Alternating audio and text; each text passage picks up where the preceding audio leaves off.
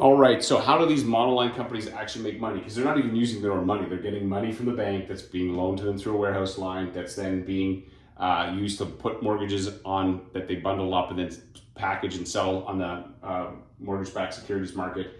And so there's three different ways to make money. And the number one way, which is where they compete with mortgage brokers, is that there's a margin. So let's assume that they got the money at they lend it out to the pension fund at 4.5%, and their cost on it was like what they're they're getting 4.75.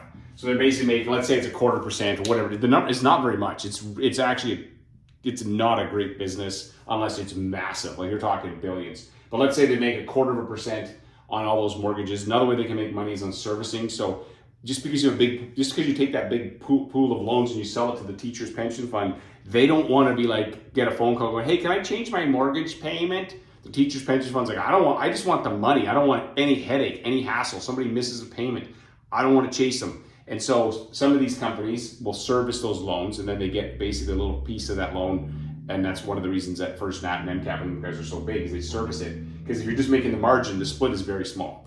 And by the time they pay their underwriters, they pay their business development people, they pay like all of that. There's not a ton of there's very little money in it. And where they make the money is on renewals. And so they basically go, hey, it's like a loss leader. We won't make money on the first mortgage, or if we break even on the first mortgage, we're happy. But as long as we get the renewal, we'll make money. And they know that there's a pretty high percentage of Canadians that will just stick with the current lender because they're kind of lazy, and they'll just sign the papers. However, this is where there's a bit of a conflict between mortgage brokers and especially and lenders, is that mortgage brokers, we feel like we are renting a client to a lender, and lenders think they're buying a client. And so we've got this constant conflict between, and First National, who's one of the best lender partners out there, they're fantastic. They are extremely aggressive on renewal because that's how they make money. They're like, hey, we're going to treat you really good in the front end. We're going to take care. We're going to pay you. We're going to send you on trips and do all kinds of fun stuff.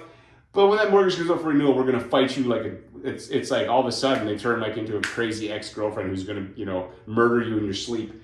Nothing against First National, we love you guys. But in any case, that's kind of how that works. And so they make most of the money on renewals. You got to understand this. Lenders think they buy clients. Brokers think that they rent them. You gotta understand this whole dynamic if you want to survive in the business. And at the end of the day, unless you're doing billions and billions of dollars, it is not worth being a lender, because the costs and the headache are not worth it.